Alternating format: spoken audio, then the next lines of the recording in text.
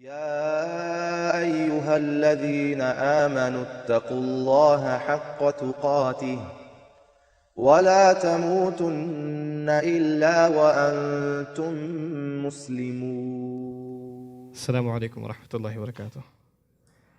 الحمد لله رب العالمين والصلاة والسلام على سيد الأنبياء والمرسلين وعلى آله وصحبه أجمعين ثم أما بعد. I have to start my speech by first fulfilling a religious obligation. I have been commanded by my wife to give a shout out to Harun, so shout out from Soapi.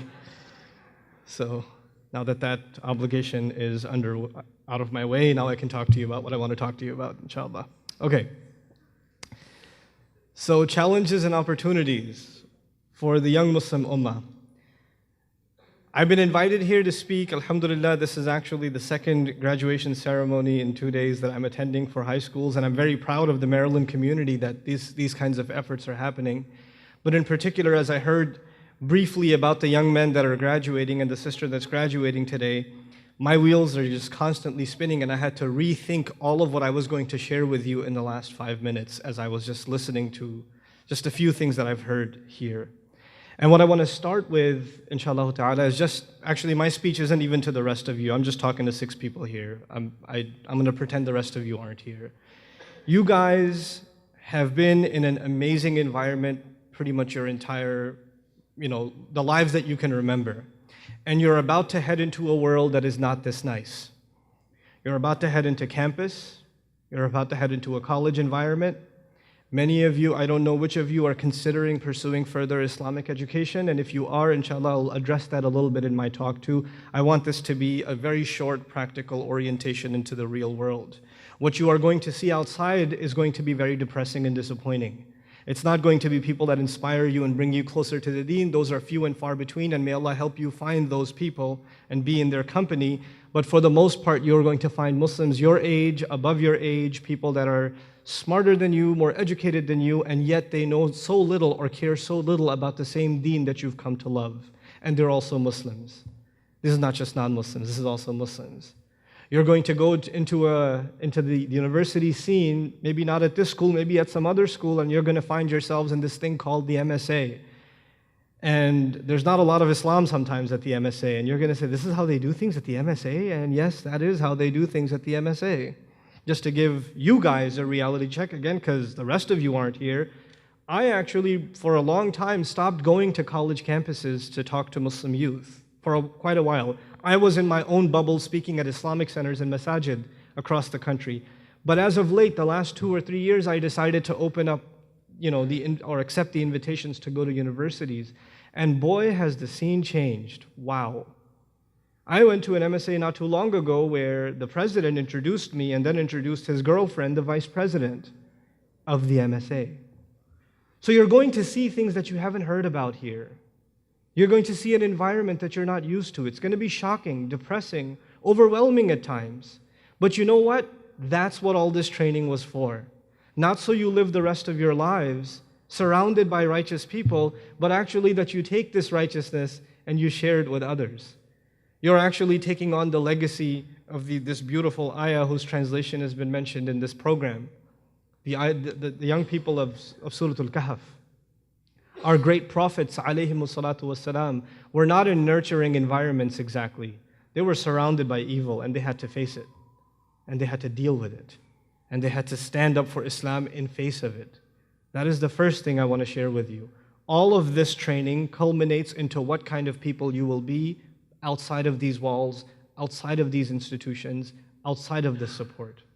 This is what your real training is going to be. The test of your training, the test of your education. Alhamdulillah, some of you have memorized, if not the entire Quran, a significant portion of it. You know a wealth of hadith. You are familiar with the life of the Prophet ﷺ and lives of other messengers ﷺ. You are equipped with more than enough to lead a good life, to lead an ethical, moral, guided life. But that does not mean that you will make the right choice. I make dua that Allah gives you the strength of character based on this tarbiyah that you've had to be able to make those right choices. Now moving forward.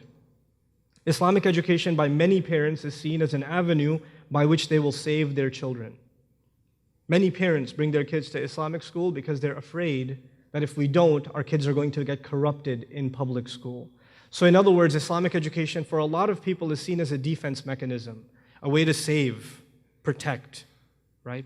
So that they are not attacked and swept away by the tide of kufr and the tide of fitna. Others, very few, see Islamic education as a means by which we are producing leaders for the next generation, du'at for the next generation, role models for the next generation. And even if your parents had both of those concerns, or maybe they were even originally more concerned about saving you, Allah's plan was not just merely left to saving you. Allah put you through this Islamic education because He has plans for you. The financial means and the opportunity and the circumstances that were created by Allah so you could go to an Islamic environment for more than a decade of your lives is not something random. It didn't just happen.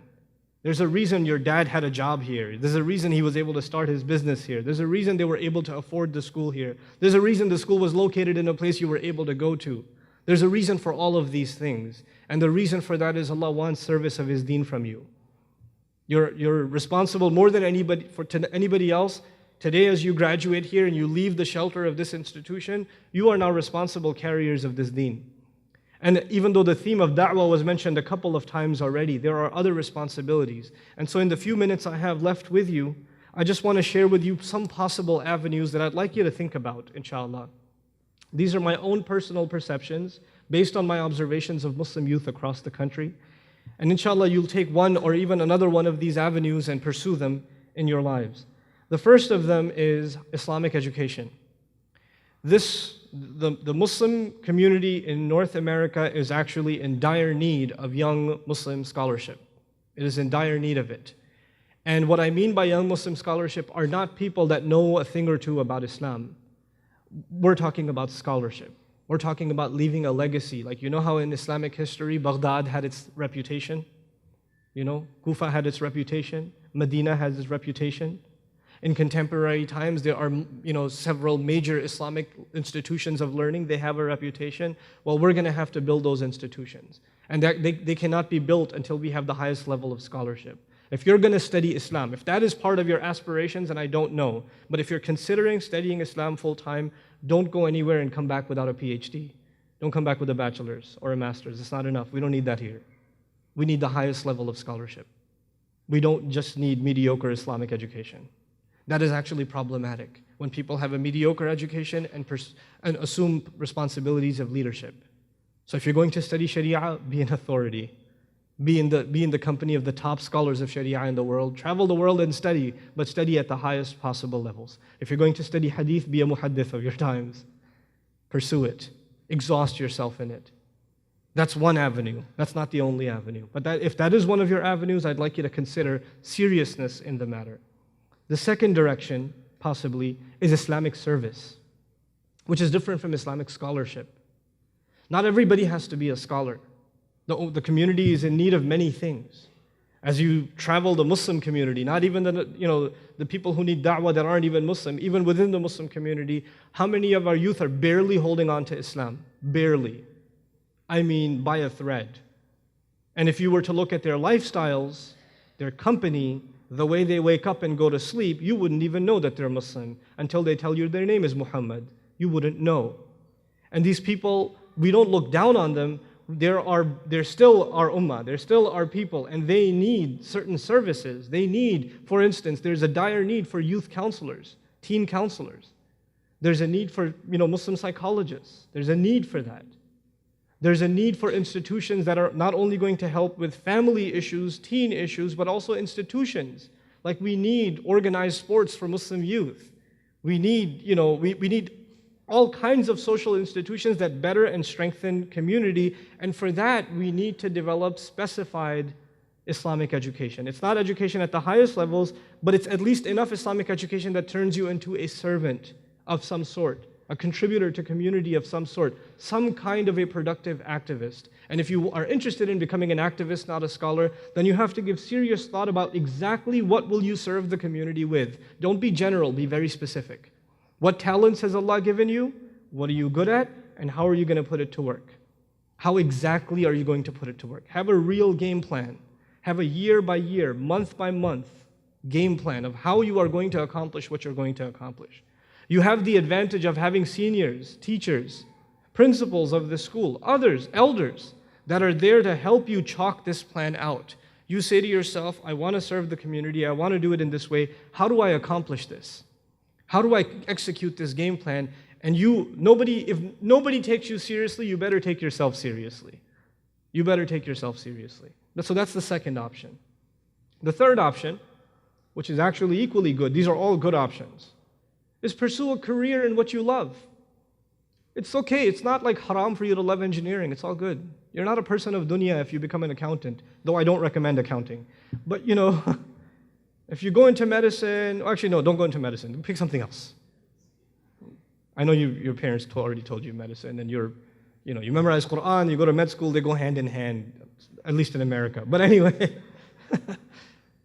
but anyhow, whatever path, whatever career you pursue, just know that Islamic education and being inspired by your deen is not something that can stay with you just because you did it previously. You have to keep up with it, and you have to further it and nurture it. So whatever path you go into, just make sure there's a regular time in your day in which you are furthering yourself as a Muslim.